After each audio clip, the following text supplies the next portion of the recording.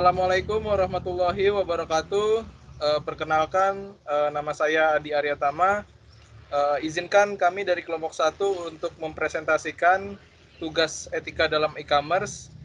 Untuk kelompok 1 sendiri terdiri dari yang pertama ada Mas Rusito, kedua ada saya Adi Aryatama, yang ketiga ada Mas Lutfi Fadilah, kemudian yang keempat ada Mas Muhammad Riza Fahlevi, yang kelima ada Mas Fajar Subhan. Pengertian etika. Pengertian etika menurut Kamus Besar Bahasa Indonesia adalah ilmu yang mempelajari baik dan buruk, hak dan kewajiban moral. Selain itu, etika adalah kumpulan asas atau nilai yang berkenan dengan akhlak. Etika juga diartikan nilai mengenai benar dan salah yang dianut masyarakat.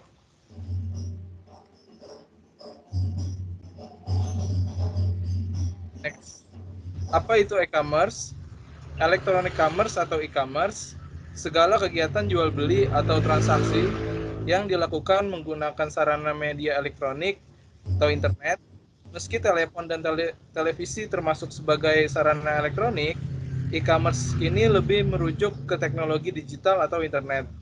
E-commerce seringkali dianggap sama dengan marketplace. Padahal, jika kita pahami secara mendalam dari pengertian di atas, marketplace merupakan salah satu contoh dari bisnis atau model e-commerce. Marketplace hanyalah berperan sebagai platform atau perantara yang menghubungkan antara pihak pembeli dan penjual. Marketplace seperti pasar di dunia maya yang mempertemukan antara penjual dan pembeli. Selanjutnya akan dilanjutkan oleh teman saya. Terima kasih. Saya akan melanjutkan penjelasan tentang etika bisnis, prinsip-prinsipnya. Prinsip yang pertama itu prinsip otonomi, yaitu sikap dan kemampuan manusia untuk mengambil keputusan dan bertindak berdasarkan kesadarannya tentang apa yang dianggapnya baik untuk dilakukan. Yang kedua yaitu prinsip kejujuran. Terdapat 3 lingkup kegiatan bisnis yang bisa ditunjukkan secara jelas bahwa bisnis tidak akan bisa bertahan lama dan berhasil kalau tidak didasarkan atas kejujuran. Pertama, jujur dalam pemenuhan syarat-syarat perjanjian dan kontrak. Kedua, kejujuran dalam penawaran barang atau jasa dengan mutu dan harga yang sebanding. Yang ketiga, jujur dalam hubungan kerja intern dalam suatu perusahaan. Yang ketiga yaitu prinsip keadilan. Prinsip keadilan menuntut agar setiap orang diperlakukan secara sama sesuai dengan aturan yang adil dan sesuai kriteria yang rasional objektif, serta dapat dipertanggungjawabkan. Yang keempat yaitu prinsip saling menguntungkan, yaitu menuntut agar bisnis dijalankan sedemikian rupa sehingga menguntungkan semua pihak. Yang kelima yaitu prinsip integritas. Prinsip integritas terutama dihayati sebagai tuntunan internal dalam diri perilaku bisnis atau perusahaan, agar perlu menjalankan bisnis dengan tetap menjaga nama baik pimpinan atau orang-orangnya maupun perusahaannya. Oke, untuk penjelasan selanjutnya akan dilanjutkan oleh Mas Rusito. Silakan Mas Rusito. Baik, terima kasih Mas Lutfi. Beberapa hal yang berhubungan dengan etika dan hukum sehubungan dengan e-commerce. Yang pertama, privasi dan perlindungan data. Etika dan hukum dalam e-commerce melibatkan perlindungan data pribadi konsumen. Terus perusahaan e-commerce harus memastikan bahwa informasi pribadi pelanggan mereka aman dan tidak disalahgunakan. Yang kedua, keaslian produk. Etika dan hukum juga berhubungan dengan keaslian produk yang dijual secara online. Perusahaan e-commerce harus memastikan bahwa produk yang mereka jual adalah asli dan bukan barang palsu atau ilegal. Yang tiga, jujuran. Dalam perdagangan, etika dan hukum melarang praktik-praktik penipuan dalam e-commerce seperti pengiriman produk dan tidak sesuai dengan deskripsi, penipuan kartu kredit ataupun penipuan yang lainnya. Next. Masalah privasi adalah masalah yang cukup perlu mendapatkan perhatian dalam transaksi dengan elektronik, termasuk di dalamnya transaksi dengan e-commerce. Masalah privasi adalah salah satu aspek yang sangat penting dalam transaksi dengan elektronik, termasuk e-commerce. Dalam era digital saat ini, banyak informasi pribadi yang dikumpulkan dan digunakan oleh perusahaan e-commerce. Oleh karena itu, penting bagi perusahaan untuk memperhatikan dan melindungi privasi konsumen mereka.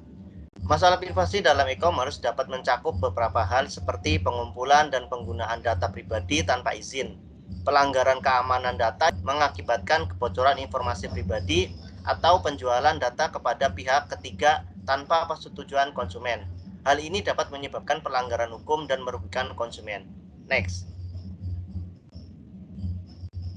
Di sini ada web tracking, penelusuran terhadap aktivitas seseorang di dalam dunia maya internet. Penelusuran terhadap aktivitas seseorang di dalam dunia maya atau internet dapat menjadi masalah privasi yang sangat sensitif. Aktivitas online seseorang dapat mencakup dalam berbagai bentuk seperti penelusuran web, interaksi, media sosial, transaksi e-commerce, dan lain sebagainya. Penting untuk diingat bahwa penelusuran aktivitas seorang di dunia maya harus dilakukan dengan memperhatikan dan mematuhi privasi pengguna. Perusahaan dan penyedia layanan internet harus mematuhi undang-undang privasi yang berlaku dan memberikan transparansi kepada pengguna tentang pengumpulan dan penggunaan data mereka. Penggunaan juga harus sadar akan privasi mereka dan mengambil langkah-langkah untuk melindungi data pribadi mereka seperti penggunaan pengaturan privasi yang disediakan oleh layanan online ataupun menggunakan alat pengaturan jejak tracking yang tersedia. Selanjutnya akan dilanjutkan oleh Mas Reza. Silakan Mas Reza. Masuk ke beberapa faktor utama yang mempengaruhi pertumbuhan e-commerce di Indonesia. Pertama, untuk faktor-faktornya yaitu pertumbuhan penduduk yang meningkat. Pertumbuhan penduduk yang meningkat secara signifikan di Indonesia telah menjadi salah satu faktor utama yang mendukung perkembangan industri e-commerce di negara ini. Untuk pengguna smartphone yang meningkat, penggunaan smartphone yang meningkat telah mempengaruhi secara signifikan oleh peningkatan daya beli masyarakat untuk membeli barang-barang di marketplace. Ketiga, pengguna internet yang meningkat. Pertumbuhan e-commerce di Indonesia sangat dipengaruhi dengan peningkatan jumlah pengguna internet. Semakin luasnya akses internet, semakin berkembangnya juga industri e-commerce yang memungkinkan lebih banyak orang untuk terlibat di transaksi online.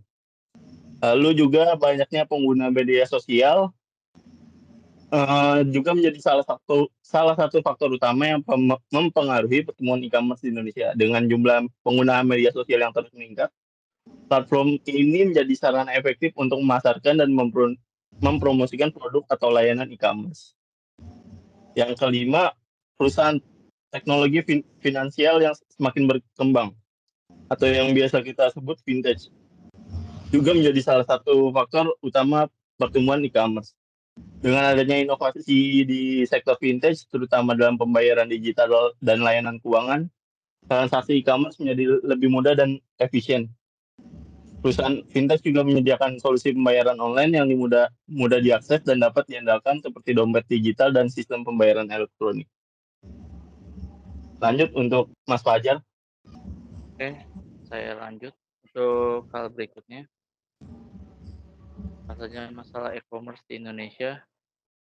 Pertama itu infrastruktur dan prosedur kurang mendukung. Dua, pembayaran non tunai yang belum maksimal. Next.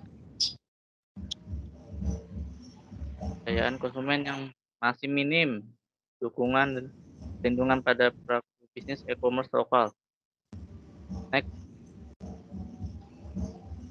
Dampak dari konsumen online menjadi perilaku konsumtif adalah perilaku atau gaya hidup individu yang senang membelanjakan uang tanpa mempertimbangkan matang, hingga terjadi pemborosan suatu barang. Dilihat dari definisi dan penjelasan di atas, perilaku tersebut harus dihindari. Mengapa demikian? Karena memiliki beberapa kerugian. Pengeluaran uang belanja yang membludak adalah hanya untuk barang tidak penting, nafsu belanja, mengurangi kesempatan menabung, dan memiliki dana darurat.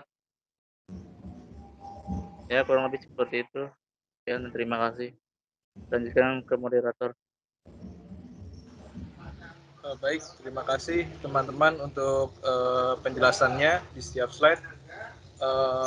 Kurang lebihnya untuk presentasi kelompok 1 demikian. Wabillahi taufik wal hidayah. Assalamualaikum warahmatullahi wabarakatuh. Waalaikumsalam.